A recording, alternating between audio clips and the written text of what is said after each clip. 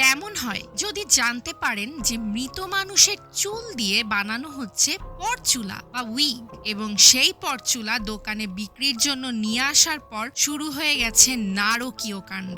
অথবা আপনাকে রাখা হয়েছে দুটি লাশের দেখভাল করার জন্য। লাশ দুটি দেখাশোনা করার সময় খেয়াল করলেন যে লাশ দুটি গায়েব হয়ে যাচ্ছে, আবার ফিরেও আসছে কফিনে। কিংবা অফিসে কলিগদের ভয় দেখাতে প্র্যাঙ্ক করতে গিয়ে ঘটে গেল এমন এক বিভৎস ঘটনা যার জন্য আপনি মোটেও প্রস্তুত ছিলেন না। তবে কেমন হতো? হ্যালো ভিউয়ার্স, স্পুকি টাইমে সবাইকে জানাচ্ছি সুস্বাগতম। আশা করছি সবাই ভালো আছেন। আজকে চলে এসেছি 3AM নামের এরকমই একটি থাই মুভি নিয়ে, যেটা 2012 সালে রিলিজ পেয়েছে। এই মুভিটি একটি থাই অ্যান্থোলজি মুভি, অর্থাৎ যে মুভিতে 3টি আলাদা আলাদা গল্প থাকে। তবে চলুন আর দেরি না করে এবার হারিয়ে যাওয়া যাক রহস্য ঘেরা ভয়ের এক অন্যরকম জগতে। মুভিটি শুরু হয় মুভির প্রথম গল্প দিয়ে, যেখানে আমরা দেখতে পাই একজন লোক একটি মেয়ের মৃতদেহ থেকে চুল কাটছে। কিন্তু খুবই অদ্ভুত ব্যাপার হলো, চুল কাটার পরই মেয়েটির মৃতদেহটি জীবিত হয়ে ওঠে। এরপর কি হয় তা জানতে হলে কিন্তু শেষ পর্যন্ত থাকতে হবে। সিন এখান থেকে কাট হয়ে যায়। আমরা এবার স্ক্রিনে একটা উইগ স্টোর বা পরচুলার দোকান যেটাকে বলে সেটা দেখতে পাই। দোকানের মালিক এবং তার স্ত্রী ভ্যাকেশনে থাকার কারণে বর্তমানে এই দোকানের দায়িত্বে আছে তাদের 2 মেয়ে মারিয়া এবং ম্যারি। দোকানে একজন ডিস্ট্রিবিউটর এসে মারিয়াকে একটা দামি উইগ দিয়ে যায়, কিন্তু মারিয়া জানতো না যে এই দামি উইগটি বানানো হয়েছে মৃতদেহের চুল দিয়ে। মারিয়া কিছুক্ষণ পর নিউজ পেপারে লক্ষ্য করলে দেখতে পায় সেখানে একটা খবর এসেছে যে লোকটা মৃতদেহ থেকে চুল কেটে পরচুলা বানাতো সেই লোকটা মারা গেছে। এদিকে মারিয়া ডিস্ট্রিবিউটরের দিয়ে যাওয়া সেই উইগটা পরিষ্কার করে গোছাতে ব্যস্ত হয়ে পড়ে, কিন্তু খেয়াল করে না যে ওর পেছন থেকে একটা বিভৎস হাত ওরই দিকে এগিয়ে আসছে। মারিয়ার কি মনে হতে ও পেছনে তাকাতেই দেখে যে সেখানে কেউ নেই। এদিকে মারিয়ার বোন ম্যারি ভীষণ কাজে ফাঁকি দেয়। কাজ বাদ দিয়ে ম্যারি পার্টি করতে চলে যায়। এই সময়টায় মারিয়ার সাথে ঘটতে থাকে অদ্ভুত ভয়ঙ্কর সব ঘটনা। মারিয়া বাথরুমে গেলে দেখতে পায় সিঙ্কের পাইপ থেকে সেই ভয়ঙ্কর হাতটা ধীরে ধীরে বেরিয়ে আসছে। প্রচন্ড ভয় পেয়ে গেলে মারিয়া হঠাৎ করেই বুঝতে পারে যে আরে, এটা তো ওর একটা দুঃস্বপ্ন ছিল। মধ্যরাতে ম্যারি ওর বন্ধুদের নিয়ে পার্টি শেষে ফিরে আসে এবং দোকানের ছাদে বসে মদ্যপান করতে থাকে। এমন সময় ম্যারির 3 বন্ধুর মধ্যে একজন গিয়ে সেই দামি উইগটা নিয়ে এসে পরে মজা করতে থাকে। ব্যাপারটা কিন্তু মারিয়া জানতে পারলে ওর মোটেও ভালো লাগে না। ও উইগটা রেখে আসতে বলায় 2 বোনের মধ্যে কথা কাটাকাটি হয়। এদিকে সময় গড়াতে গড়াতে রাত 3টে বেজে যায়। ম্যারির ফ্রেন্ড যখন উইগটা নিচে রেখে আসতে যায় তখন ও ম্যানিকুইনের পাশে একটা মেয়ের আত্মা দেখতে পায়। ঠিক সেই সময় ওর মাথার চুলের ভেতর থেকে একটা ভয়ানক হাত বের হয়ে এসে ওর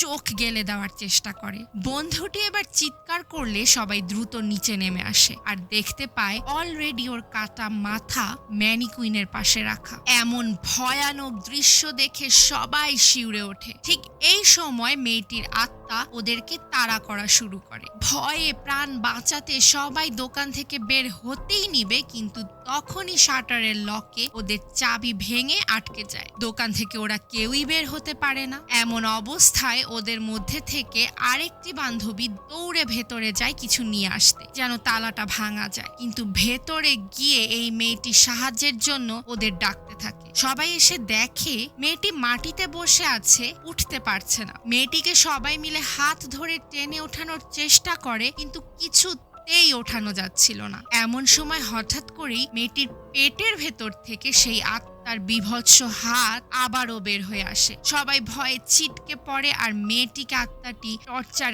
করে করে মেরে ফেলে। ভয়ে দিক বিদিক জ্ঞান শূন্য হয়ে সবাই ছাদে প্রাণ বাঁচাতে ছুটে যায়, কিন্তু হুলস্থুলের মধ্যেই ওদের গ্রুপ থেকে একটা ছেলে আলাদা হয়ে যায়। ছেলেটি ছাদের এমন একটা জায়গায় এসে পৌঁছায় যেখানে অনেকগুলো উইগ শুকাতে দেওয়া হয়েছে। তখনই সেই মেয়েটির আত্মা এসে ছেলেটিকে ভয় দেখায় এবং এক পর্যায়ে ছেলেটি ধারালো কিছুর উপর পড়ে মারা যায় এবং ম্যারি এবং মারিয়া দুই বোন ছুটতে ছুটতে ওখানে এসে এই ভয়ঙ্কর দৃশ্য দেখে দৌড়ে পালিয়ে যায় ড্রায়ার রুমে। সেখানে পৌঁছালে আত্মাটি ওদেরকে আবারও ধাওয়া করে। এক পর্যায়ে ম্যারি দৌড়ে ভেতরের থার্মাল রুমে ঢুকে পড়ে। থার্মাল রুমের গেট ম্যারি লক করে দিতেই কোনো কারণ ছাড়াই রুমের ভেতরে তাপমাত্রা বাড়তে থাকে। রুম হিট হতে হতে একসময় বার্স্ট হয়ে যায় আর ম্যারিও সেখান থেকে ছিটকে পড়ে। পরদিন ভোরবেলা ম্যারির আস্তে আস্তে জ্ঞান ফিরতেই ম্যারি মা বাবার কণ্ঠ শুনতে পায়। ও দ্রুত আগের রাতের সমস্ত ঘটনা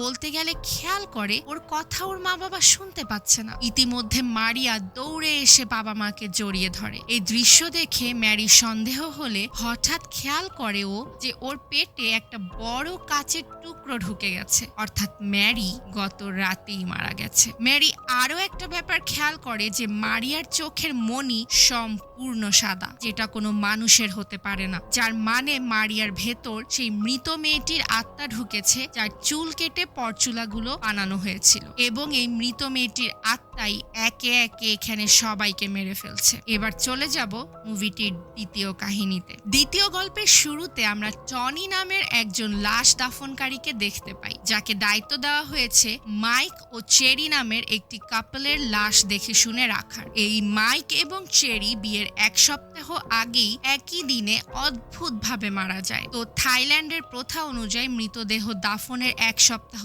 আগে মৃতের ছবির সামনে খাবার দিতে হয় এবং মৃতদেহকে সাজিয়ে গুছিয়ে রাখতে হয়। টনি এই দায়িত্বটাই পালন করছিল। নার্স টনিকে ভালোভাবে সবকিছু বুঝিয়ে দিয়ে যায় এবং কফিনের ঢাকনা না খোলার সতর্কীকরণ দেয়। প্রথমে সবকিছু স্বাভাবিকভাবে চললেও টনি রাত হতে খেয়াল করে মাইক ও চেরির টেবিলে রাখা শোপিসটা নিজে থেকেই নড়ছে। তারপর আবার টনি দেখে যে একটা টিকটিকি চেরি অর্থাৎ মেয়েটির কফিনের উপর পড়ে বক্সের ভেতরে ঢুকে যায়। টনি সব নিষেধাজ্ঞা ভুলে কফিনের কভার সরিয়ে টিকটিকি বের করতে যায় এবং প্রথমবারের মতো চেরিকে দেখে অবাক হয়। চেরি এত সুন্দর টনি ভাবতেও পারেনি। টনি চেরির কাপড়ের ভেতর থেকে টিকটিকি বের করতে নিলেই হঠাৎ করে পাশে থাকা মাইকের কফিনও খুলে যায়। টনি এবার ভয় পায় ও তাড়াতাড়ি দুটো কফিনেরই ঢাকনা ভালো করে আটকে চলে আসে বেডরুমে। বেডসাইড টেবিলের ড্রয়ারে টনি একটা ব্যাগ খুঁজে পায়, যেখানে একটা সিডি ক্যামেরা এবং সেই শো পিসটার ভাঙা অংশ রয়েছে। হঠাৎ করে ভাঙা অংশটা নিচে পড়ে যায়। টনি সেটাকে তুলতে গেলে আর খাটের নিচে হাত দিয়েও খুঁজে পায় না। এরপরে টনি সিডিটা প্লে করতে গেলে ডিভিডি প্লেয়ার নষ্ট হয়ে যায়। অতঃপর আর কি করা, টনি ক্যামেরাটা বের করে ওদের বিয়ের ছবি দেখতে দেখতে একটা অদ্ভুত ব্যাপার খেয়াল করে চমকে ওঠে। টনি কিছু ভিডিও এবং ছবিতে দেখে যে মাইক চেরিকে মারধর ও অত্যাচার করত। টনি এরপর খেয়াল করে যে রুমের দরজায় একটা সুতা আটকানো। সুতোটা ফলো করতে করতে টনি চলে আসে মাইক এবং চেরির রুমে, যেখানে টনি এবার দেখে যে সুতোটা আসলে চেরির কাপড়ের সুতো। চেরির একটা অবয়ব টনিকে হাত বাড়িয়ে ডাকছিল। টনি ওর কাছে যেতেই নিবে, ঠিক তখনই মাইক চেরিকে টান দিয়ে নিয়ে যায়। চলে যাওয়ার আগে চেরি টনিকে সতর্ক করে যে এই বাড়ি ছেড়ে দ্রুত চলে যেতে। হঠাৎ করে টনির ঘুম ভেঙে যায়, অর্থাৎ ও এতক্ষণ স্বপ্ন দেখছিল। কিন্তু ও খেয়াল করে যে ডিভিডি প্লেয়ার সত্যি সত্যি চালু হয়েছে এবং সেখানে একটা রহস্যজনক দৃশ্য টনি দেখতে পায়। টনি দেখে ভিডিওতে মাইক চেরির হাত পা বাঁধছে। টনি খুবই অবাক হয়, কারণ ওর মনে হয় যে চেরির মতো এত সুন্দরী মেয়েকে কিভাবে মাইক টর্চার করত। টনি এরপর চেরিদের রুমে গিয়ে দেখে চেরির কফিন খোলা এবং চেরির লাশ এক পাশে কাত হয়ে রয়েছে। এটা দেখে টনি মাইকের কফিন ঠেলে টেম্পলের রুমে নিয়ে গিয়ে গৌতম বুদ্ধের পবিত্র সুতো দিয়ে কফিনটা পেঁচিয়ে দেয়, কারণ টনি চাইছিল না মৃত্যুর পরও মাইকের আত্মা চেরিকে কষ্ট দিক। কিন্তু পাশাপাশি টনি নিজে একটা খুবই বিকৃত কাজ করা শুরু করে। টনি চেরির মৃতদেহের সাথে ঘনিষ্ঠ সম্পর্ক স্থাপন করে। এভাবে বেশ কয়েকদিন চলে। টনির আচার আচরণ দেখে মনে হয় ও চেরিকে যেন ভালোই বেসে ফেলেছে। এরকমই এক রাতে টনি যখন চেরির মৃতদেহের সাথে শুয়েছিল, তখন ও পাশের রুম থেকে আওয়াজ শুনতে পায়। উঠে গিয়ে টনি চেক করতে যায় এবং দেখে যে মাইকের কফিন সম্পূর্ণ খোলা এবং সেখান থেকে মাইকের লাশও উধাও। টনি ভয় পেয়ে দৌড়ে বেডরুমে চলে আসলে দেখতে পায় সেখানেও চেরির লাশ নেই। টনি এবার পালাতে গেলে খাটের নিচ থেকে একটা বিভৎস হাত ওর পা টেনে ধরে এবং সেই যে হারানো শোপিসের টুকরোটা সেটা ওর পায়ে গেঁথে দেয়। টনি কোনো রকম সেখান থেকে পালাতে গেলে আরো দেখতে পায় যে পাশেই দেয়ালের সাথে হেলান দিয়ে বসে আছে মাইকের লাশ। ঘাড় ঘুরাতেই টনি আরো দেখে খাটের নিচ থেকে বের হয়ে এসেছে চেরির আত্মা। আর এইখানেই রিভিল হয় এই দ্বিতীয় কাহিনীর আসল টুইস্ট। আসলে জীবিত থাকতে চেরি নিজেই কোনো এক অশুভ আত্মা দ্বারা পজেসড ছিল, যার কারণে মাইক চেরিকে বাধ্য হয়ে বেঁধে রাখত।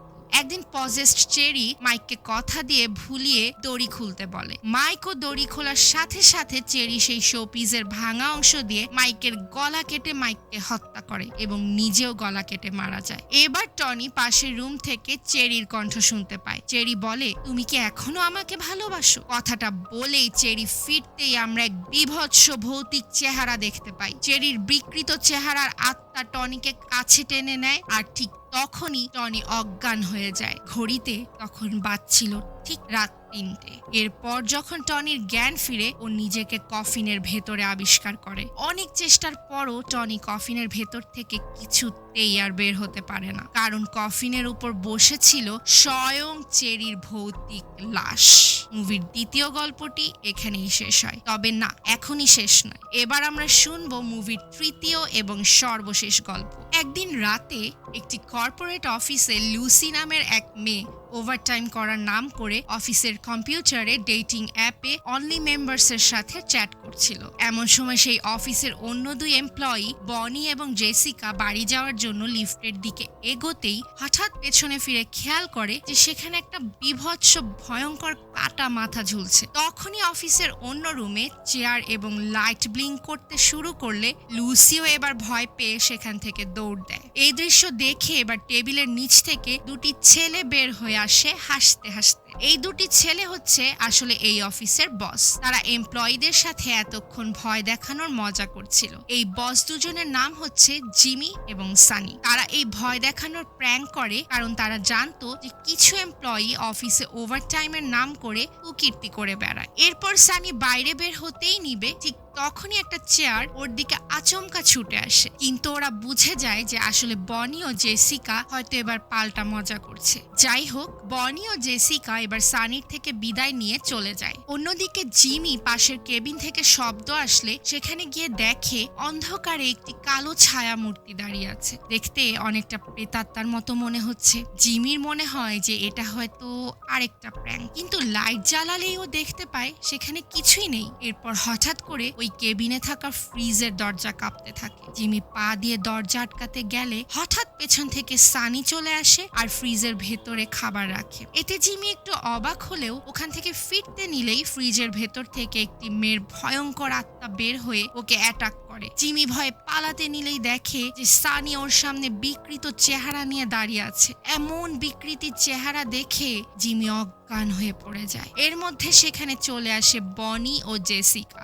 আর ঠিক তখনই সানি হাসতে হাসতে মুখ থেকে মাস্ক খুলে ফেলে। অর্থাৎ ওরা 3জন মিলে আবারও মজা করছিল। কিন্তু জিমির জ্ঞান ফেরাতে গেলেই 3জন লক্ষ্য করে জিমি শ্বাস নিচ্ছে না, অর্থাৎ জিমি হয়তো ভয়ে মারা গেছে। এবার ওরা কি করবে কিছুতেই ভেবে পাচ্ছিল না। এর মধ্যে হঠাৎ করে জিমি হাসতে হাসতে উঠে পড়ে, অর্থাৎ জিমিও ওদের সাথে প্র্যাঙ্ক করলো। অতঃপর ওরা কেবিন থেকে বের হবে, ঠিক তখন খেয়াল করে যে বনি ফাঁস দিয়ে ঝুলছে। ওরা হতভম্ব হতেই যাচ্ছিল, ঠিক এমন সময় বনিও হেসে ফেলে, অর্থাৎ এটাও আরেকটা মজা ছিল। এবার ওরা 4জনই বের হয় লিফটে উঠে বাসায় চলে যাওয়ার জন্য। তবে যাওয়ার আগে সানি ফ্রিজে একটা নোট লিখে যেতে চায় যে ফ্রিজটা ওই নষ্ট করেছে, পরদিন যেন মেকানিক নিয়ে আসা হয়। এবার এই নোটটা ফ্রিজে লাগাতে গিয়ে সানি বনিকে ভেতর থেকে টেপ নিয়ে আসতে বলে। বনি এবার ভেতরে গিয়ে দেখে যে সেখানে জিমি মরে পড়ে রয়েছে, রক্তে ভেসে যাচ্ছে ওর মাথার চারপাশ। এই দৃশ্য দেখে আমরা বুঝতে পারি যে এর আগে যখন সানি জিমিকে ভয় দেখাচ্ছিল, জিমি সত্যি সত্যি হয়তো একটা পিনের উপর গিয়ে পড়ে অজ্ঞান হওয়ার সময় এবং মারা যায়। এরপর সেখানে হঠাৎ করে চলে আসে আরেকটি ভয়ঙ্কর আত্মা, যেটা দেখতে পুরা জেসিকার মতো। দেখেই ওরা ভয়ে দৌড়ে পাশের রুমে যায় চাবি আনতে, গিয়ে দেখে সেখানে সানির লাশ আবারও ঝুলছে। ওদের মাথায় তখন স্ট্রাইক করে যে হয়তো তখন যে সানি গলায় দড়ি দেওয়ার নাটক করছিল তখন কোনো একটা অ্যাক্সিডেন্ট হয়ে ও সত্যি সত্যি মারা যায়। এমন সময় ওদের পেছনে আবারও চলে আসে জিমির আত্মা। এটা দেখে এবার বনি এবং জেসিকা দৌড়ে পালাতে নেয় আর জেসিকা দেখে সিঁড়ির উপর ওর জুতো পড়ে আছে। এদিকে আমরা দেখতে পাই ভেতরে এবার জিমি এবং সানি হাসতে হাসতে উঠে পড়ে। আসলে তারা আবারও একটা প্র্যাঙ্ক করছিল নিজেদের ম্যানিকুইন তৈরি করে, কারণ ওরা জানতো যে বনি এবং জেসিকা ওভারটাইমের নাম করে অফিস থেকে বেশি বেশি করে বেতনের টাকা নেয়। তাই ওদেরকে উচিত শিক্ষা দিতেই এরকম একটা প্র্যাকটিক্যাল জোক রেডি করে বনি ও জিমি। এবার অবশেষে সবকিছু ক্লিয়ার হয়ে যাওয়ার পর চারজনই লিফটে উঠে ফাইনালি বাড়ি যাওয়ার জন্য। কিন্তু তখনই সানির ফোনে দারোয়ানের ফোন আসে। দারোয়ান সানিকে জানায় একটা ভয়ঙ্কর খবর, যে সিঁড়িতে পড়ে আছে বনি ও জেসিকার লাশ। এর মানে হলো একদম এই কাহিনীর শুরুতে প্র্যাঙ্ক করার সময় যখন সানিরা কাটা মাথা ঝুলিয়েছিল, ওইটা দেখেই বনি ও জেসিকা ভয় পেয়ে সিঁড়ি দিয়ে দৌড়ে নামতে যায় এবং পা পিছলে সিঁড়ি থেকে পড়ে গিয়ে অন দ্য স্পট মারা যায়। এইবার সানি ভয়ে ভয়ে ওদের সাথে লিফটে দাঁড়ানো বনি ও জেসিকার দিকে তাকায়, আর ঠিক তখনই বনি সানির কাঁধে একটা হাত রাখে আর লিফটও সজোরে নিচের দিকে নামতে থাকে এবং এক সময় ওরা অ্যাক্সিডেন্ট করে সবাই সেখানেই মারা যায়। আর এই সময়টা ছিল ঠিক রাত 3টে। বলা হয় রাত 3টে এক অভিশপ্ত সময়, যখন জেগে উঠে অন্ধকার জগতের সব শয়তান এবং পিশাচেরা। তো এই ছিল আজকের একটি হরর মুভির এক্সপ্লেনেশন। মুভিটি দেখে আপনাদের কেমন লাগলো তা কমেন্ট সেকশনে জানাতে আমাদেরকে একদমই ভুলবেন না, এবং যারা যারা আমাদেরকে সাবস্ক্রাইব করেননি তারা এখনই সাবস্ক্রাইব করে ফেলুন। ভিডিওটি ভালো লেগে থাকলে লাইক এবং শেয়ার করতে একদমই ভুলবেন না। কথা হবে নেক্সট এপিসোডে নতুন কোনো মুভির এক্সপ্লেনেশন নিয়ে। Till then, don't forget to subscribe our channel and stay with us.